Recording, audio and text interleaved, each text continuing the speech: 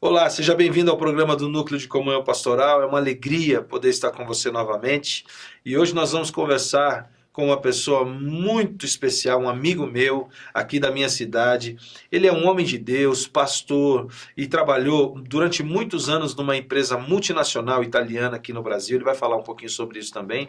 E a gente vai ter um papo muito gostoso sobre comunhão de pastores. Você está no programa do Núcleo de Comunhão Pastoral, e esse é um programa voltado para toda a família, mas especial para você, pastor. Não saia daí, eu já vou apresentar ele para você.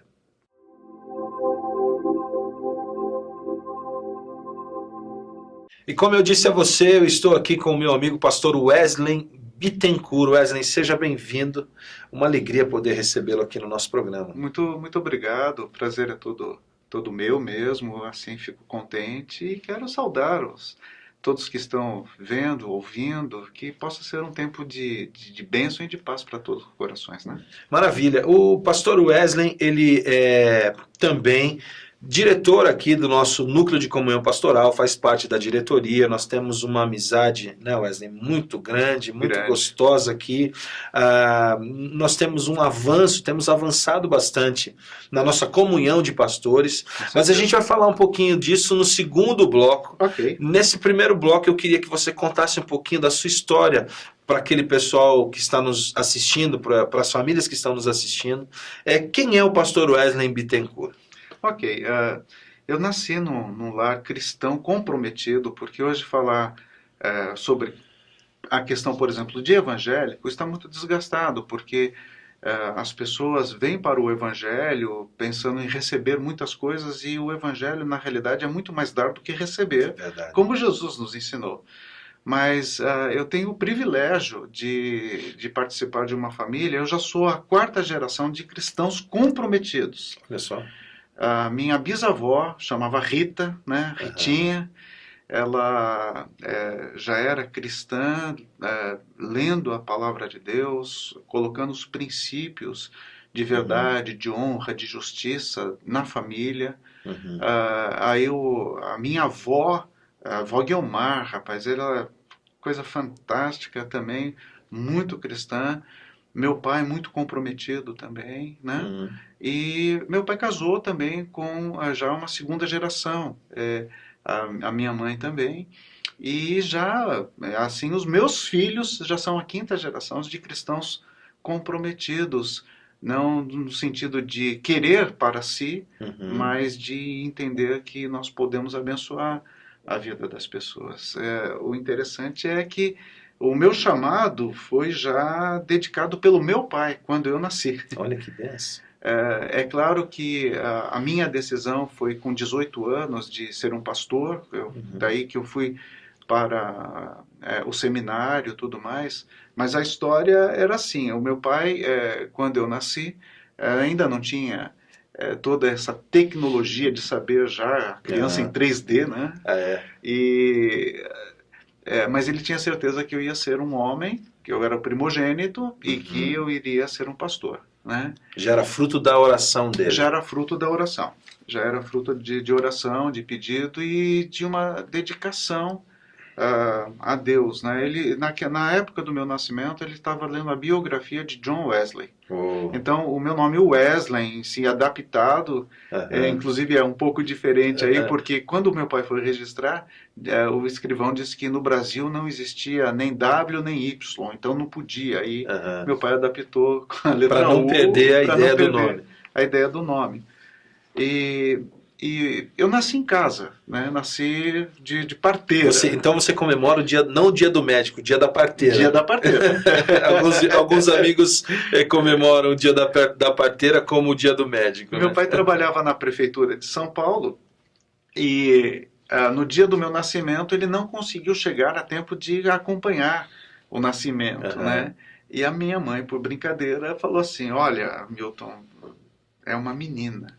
Uhum. Ele falou assim, não tem problema, Deus seja louvado. O importante é aquelas coisas, né? Que veio com saúde, que veio assim Pregou e uma tal. peça nele. E ficou lá meio, sabe, aquela amurrado no cantinho Ah. e tudo mais. Aí a minha mãe viu e falou, não, Milton, é brincadeira, é um menino. Né? Aí ele me pegou, se ajoelhou, me pegou, eu estava na cama. A minha mãe contando isso, ele se ajoelhou, levantou e falou, Senhor, esse é para a teu. tua honra, para o teu serviço. Que Até eu coisa brinco linda. assim, poxa, se eu fosse menina, nem oração tinha recebido, né? Naquele tempo era mais complicadinho um pouco. E, na realidade, eu perdi meu pai, e ele era uma referência. Além de pai, ele era amigo. Eu tive o privilégio de brincar com meu pai, mas era sério o negócio, sabe? Era o respeito aos pais e tudo mais. Mas ele era amigo da gente. Mas eu tive... Ele saiu para trabalhar, ele foi atropelado. Eu tinha 11 anos de idade e ele não voltou mais. Puxa vida. E eu queria muito ajudar minha mãe. A nossa condição era humilde, não é que nós nascemos com recursos e tudo mais, né? Mas a minha mãe ali, então, com 11 anos eu queria já costurar bola para trazer recursos para casa, porque eu via a dificuldade. Nunca nos faltou alimento nem nada, mas foi uma situação de perder o pai com 11 anos. Eu tenho mais um irmão, né? Com diferença de 10 meses. Vocês são em dois, então. 1 ano e 10 meses, somos em 2.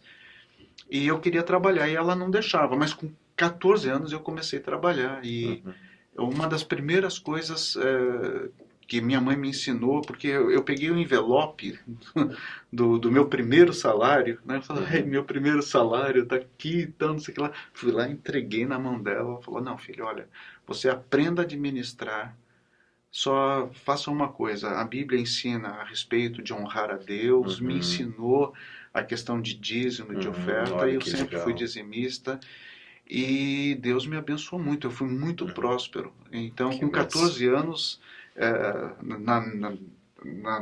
na minha condição, dos meus amigos, eu tinha dinheiro e eles não. Então, olha só. E aí as pessoas começaram a chegar, mais pelo que eu tinha e não pelo que eu era. Só que a gente é muito influenciável nessa fase da vida, né? Você começa a deslumbrar as coisas e eu me afastei de Deus nessa época, até 18 anos, mas eu sempre fui muito próspero financeiramente. Né? Que bênção. Sempre fui. E tudo que fazia com princípios bíblicos. Que é o poder de um ensinamento, né? Sabe, quando você parte de princípios verdadeiros, de honra, de justiça, você sempre vai acertar. A possibilidade de errar é muito pequena. E hoje quem é o Wesley pai, marido? Pois é. Eu tenho 2 filhos, né? Eu casei em 82, né? Eu tenho o filho Marcelo e o filho Milton. Os 2 já estão casados.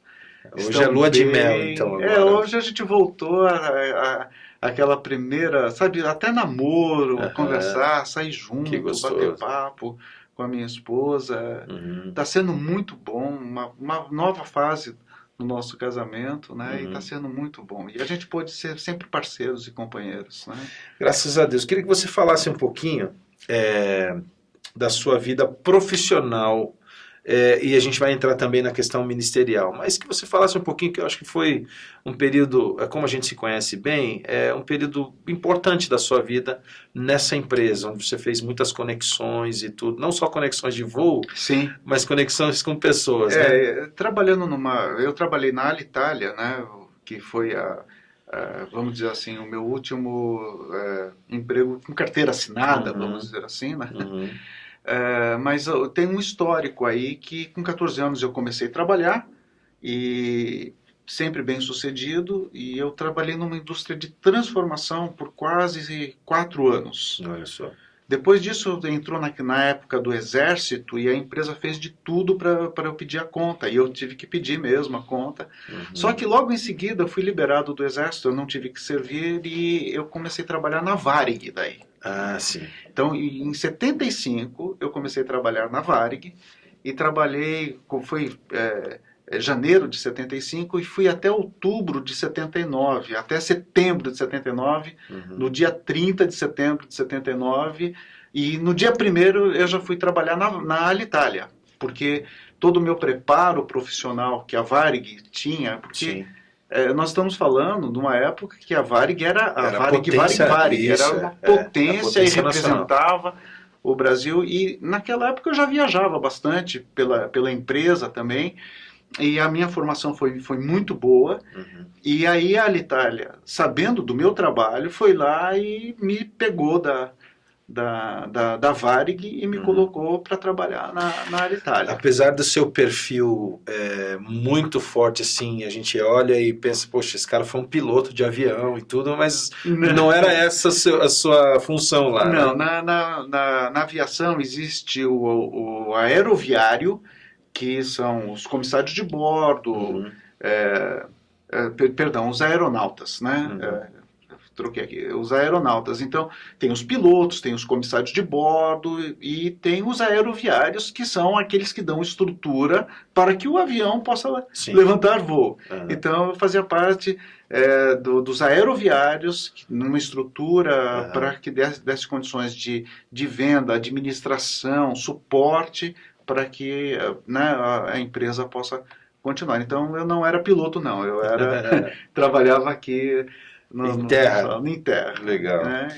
Mas essa bagagem nessa multinacional, ela te deu muita ferramenta para o que você faz hoje. Sim. E aí eu queria que você já entrasse na tua parte ministerial. Como que Deus te tirou da Alitalia e te trouxe para voar nas asas dele aí? Ok, então aí aconteceu essa transição da Varig para a Alitalia, né? Então na Varig eu fiquei 5 anos trabalhando, e daí depois, quando eu fui sair da Varig, os diretores falaram, não sai, nós estamos te preparando para que você assuma uma gerência e tudo mais.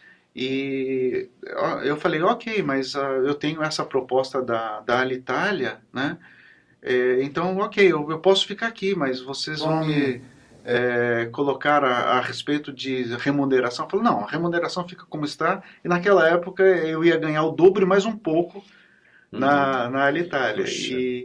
E aí os diretores falaram assim, mas você não vai ficar na Alitalia por mais de 1 ano, você vai ver, lá tem uma transição. Aí eu fiquei por 18 anos na Alitalia, trabalhando 18 anos, e aí a Alitalia me transferiu para Curitiba, aqui onde eu estou, e eu trabalhei 6 anos aqui, levantei as vendas, e eu era responsável por todo o Paraná e Santa Catarina, toda a questão administrativa, toda a questão de venda, todo o contato com as agências de viagens, a questão de vendas. Quando eu cheguei aqui, as vendas de passagens, que é o forte de uma companhia aérea, vamos dizer, que movimenta. Tem o setor de cargas, que é uma coisa fantástica, mas uma das coisas que mais se trabalha é a questão do turismo, ou dos negócios, ou das situações.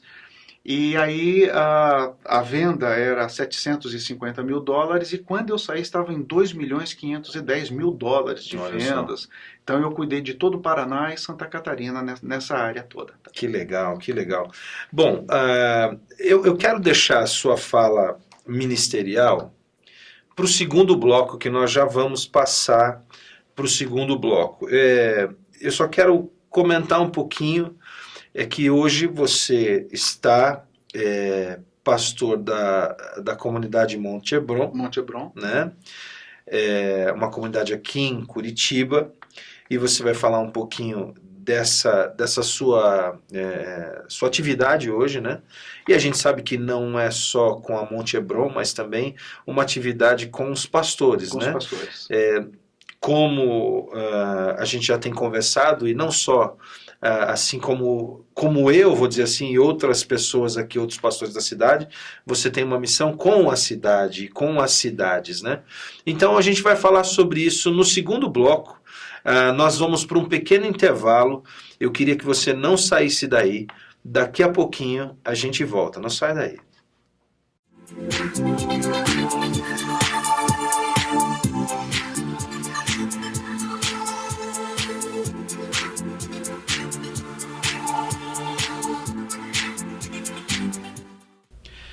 Olá, estamos de volta com o programa do Núcleo de Comunhão Pastoral e eu estou com meu amigo pastor Wesley numa conversa muito gostosa aqui.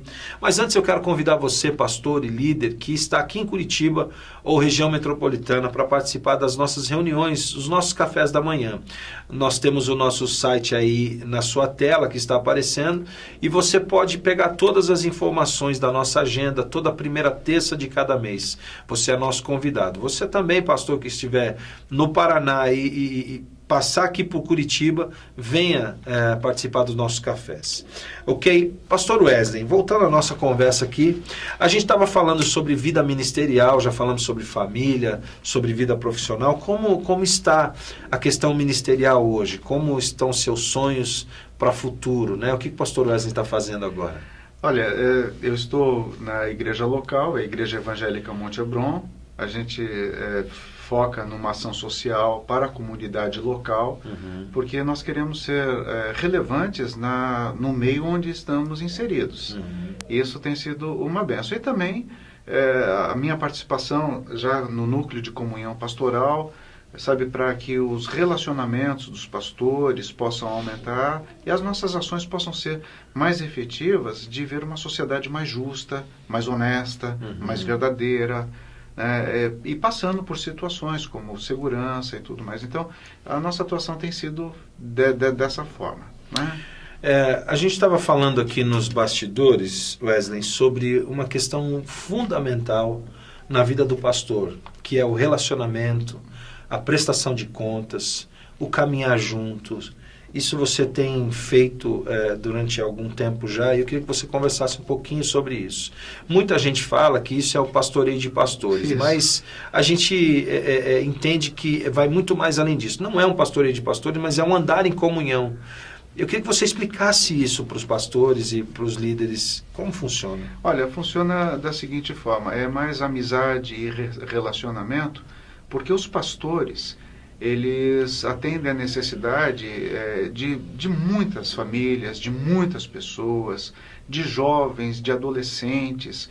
E com toda essa questão da desconstrução da família que existe hoje, o pastor, ele, além de ter as suas próprias dificuldades, os seus próprios problemas, sabe, a questão familiar, ele carrega também o problema de todos. É muito difícil um pastor que consiga desligar dos problemas da igreja ou da comunidade ou do meio que ele está inserido quando ele vai para sua casa.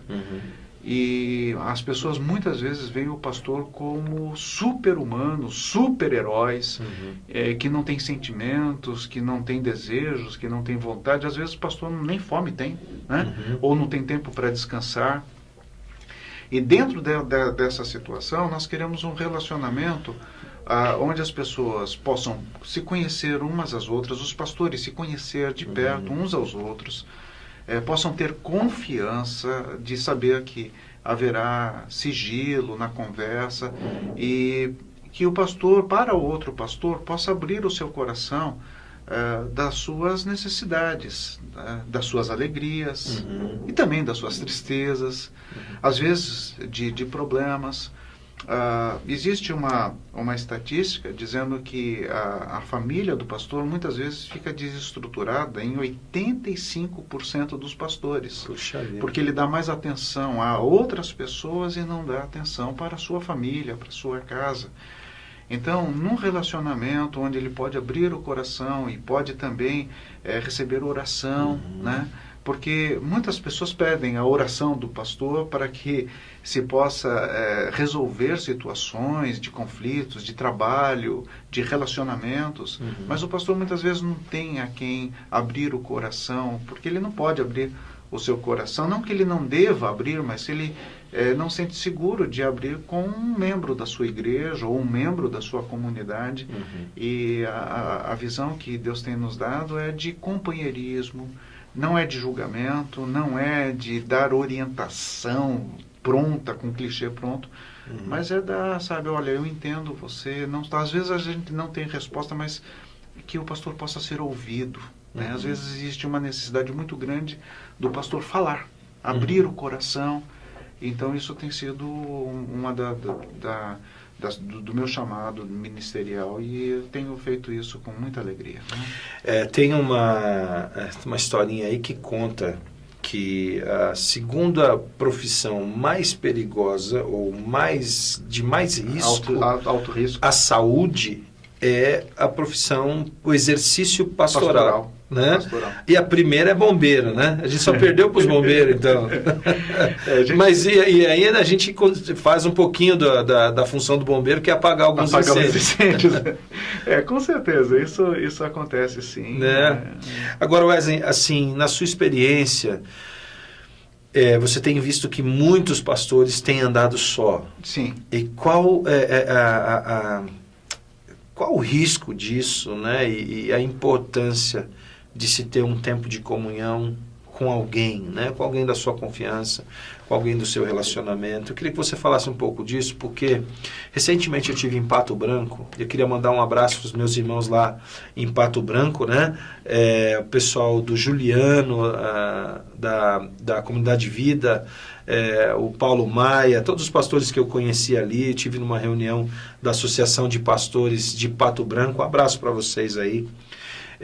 E uma reunião muito gostosa que tive com eles, e achei muito interessante porque foi um jantar, não foi um café, né? Não foi um tempo com várias pessoas, mas foi um jantar com poucos pastores. Devíamos estar em 7 ou 8 pastores, mas foi uma coisa bastante informal, muito gostosa, uma conversa bacana e um tempo de oração. Uhum. E eu vi o quanto isso me revigorou e o relacionamento deles como fortaleceu. Então eu queria que você falasse um pouquinho disso, né? Porque a gente sabe que muitos pastores, muitos líderes andam sozinhos e carregando uma carga muito grande. Uhum. Nós vamos pegar já essa situação. Eu quero falar a respeito da solidão. E o pastor, ele é muito só, ele não tem muitos amigos. Uhum. Se você pegar pastores, você vai ver que ele não tem amigos de relacionamento e tudo mais. E pegando do princípio, quando Deus criou todas as coisas, ele viu que tudo era bom, e quando ele criou o homem era muito bom. Uhum. Isso em Gênesis, no capítulo 1. Sim. No capítulo 2, Deus olha uma situação e olha assim, uma coisa que não era boa. Não é bom que o homem esteja só. Aí em Provérbios, né, fala que o solitário, ele é egoísta e vira um avarento. Olha só. Né? Em Eclesiastes, mostra que não é bom é serem dois, porque se um cair, o outro consegue levantar, uhum, consegue ter o apoio. No ministério que Jesus teve de enviar os seus discípulos, ele enviou de 2 em 2. Uhum. E por que a nossa tendência de ficar sozinhos, de não ter esse relacionamento? O grande problema de ficar isolado é que nós achamos que os nossos problemas são bem particulares, e só nós estamos passando por aquele momento, ou por uma crise, ou por uma dificuldade, e nós não conseguimos enxergar que muitas vezes o problema está na cidade. Uhum.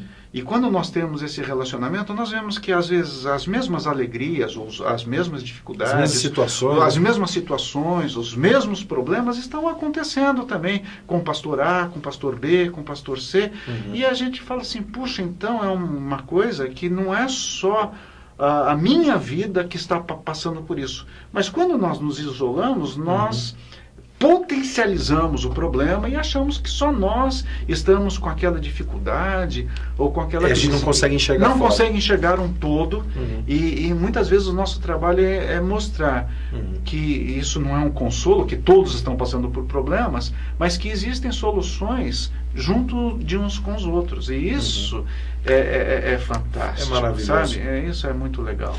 A gente lembra de Elias, né? Eu gosto muito de uma fala, de uma conversa de Deus com Elias, quando Elias estava naquela depressão na caverna e tá, Deus me mata, Deus eu não aguento mais, Deus só eu fiquei. E Deus fala, não, cara, eu deixei mais, né? Mais 7 mil aí que não se curvaram. E quando Deus diz assim, eu deixei mais 7 mil, significa que tem mais 7 mil sofrendo que nem você. O importante é saber que nós, pastores, somos de carne e osso. né, já que você falou, sujeito aos mesmos sentimentos de Elias. Exatamente, as mesmas paixões e sentimentos. Né? É verdade. O grande problema é que muitas vezes a comunidade local acha que o pastor não é sensível, que o pastor não tem necessidade de dormir, não tem necessidade de comer, não tem necessidade de descanso. Na realidade, assim, até eu não sei se você, pastor que está aí, passou pela mesma coisa, mas teve uma situação, Wesley, em que eu estava no meu gabinete e o irmão me ligou, eu estava orando, né, e lendo a Bíblia. Isso aconteceu comigo, não é piada não. E me ligou, pastor, o que você está fazendo? Eu falei, cara, eu estou orando, estou tendo um tempo de oração lendo a Bíblia. Ele falou, já que você não está fazendo nada, vamos sair comigo para ver um negócio. Eu falei, tá bom, já que eu não estou fazendo nada, então eu vou com você. Então muitas vezes as pessoas acham que o afazer do pastor, orar, ler a Bíblia, se preparar, como talvez a produtividade não seja, né, como vender um carro, como fazer uma coisa que eles fazem fora, às vezes não é bem compreendido, né? Mas a gente carrega uma carga muito grande de diversas famílias e a gente chega em casa às vezes muito esgotado, como você falou, que não tem tempo para os nossos, né? Deixa eu contar uma situação dentro disso daí que aconteceu com o pastor, né? Que a profissão do pastor realmente é ler a Bíblia, é se preparar para o culto de domingo, é o seu sentido devocional. E ele ficava tão esgotado disso que quando ele saía de férias ele falava assim, olha, eu não quero ler a Bíblia, eu não quero orar, eu não quero ter nem comunhão com Deus. Meu Deus. Porque eu estou de férias. Eu tiro a férias de Deus. E isso é o extremo de uma situação, porque estresse, né? Porque aquilo que você falou, né? Se você for comprar um carro, por exemplo, e você fala assim, o que você faz? Eu sou pastor. Ele fala assim, mas você é pastor, mas onde você trabalha? É verdade. Sabe? Mas você trabalha no quê? Trabalha no quê? É verdade. Parece que não tem. Então, a minha experiência, como foi também uma experiência profissional de preparo, todo ano eu viajava para a Itália para fazer curso de reciclagem e tudo mais. E antes de ser pastor de tempo integral, eu me preparei muito, então eu entendo a questão profissional, a questão do membro da igreja que precisa trabalhar, que não pode vir no culto. Então não existe cobrança com relação a essa situação, porque eu entendo que às vezes é importante você dar prioridade para a família, prioridade de participar, porque você tem que ser sal da terra e luz do mundo. Você tem que ser sal da terra fora do saleiro. Você tem que ser luz do mundo fora do abajur. Exatamente. Então, é essa questão de orientar também a vida ministerial de outras pessoas. É verdade. Nós já estamos chegando ao final do nosso papo aqui. Passa muito rápido, né? Rápido, meu Deus. Mas eu queria sim, Wesley, que você desse uma última consideração, né, um conselho, na realidade uma palavra para aqueles pastores que estão nos assistindo agora e que talvez estejam passando por alguma dificuldade, alguma situação.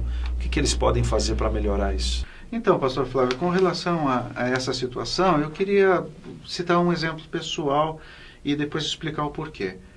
Na empresa, na Alitalia, quando eu estava lá em São Paulo, o meu supervisor, ele começou a me perseguir. Eu fiquei quase 3 meses sem poder falar com as pessoas, porque ele levantou uma mentira e tudo mais, e eu orei a Deus e perguntei, o que eu faço com essa situação? Ele falou, abençoe para ele crescer. Eu falei, mas Deus, ele tá me perseguindo, eu teria que derrubá-lo, né? E ele falou o seguinte, não, faça ele crescer, porque se ele crescer, ele vai ser promovido e quem vai ficar no lugar dele é você. E foi isso que aconteceu. Olha só. Então, dentro dessa situação, nas igrejas, nós não temos concorrentes, nós temos colaboradores. Sabe, as igrejas, diversos nomes. Então, faça tudo para que a outra igreja possa crescer. Não se preocupe com o teu crescimento. Deus vai dar o teu crescimento. Mas faça tudo para ter comunhão uns com os outros, para que as igrejas, os ministérios, as missões possam crescer e serem pessoas que possam ser abençoadas. Maravilha, pastor Wesley, muito obrigado. É uma pena que nós já terminamos, porque a conversa está muito gostosa, mas muito obrigado pela sua participação e voltará outras vezes, com certeza. Queridos, muito obrigado por você ficar conosco até esse momento. Um forte abraço, que Deus abençoe a sua casa, a sua família. Até semana que vem. Tchau, tchau.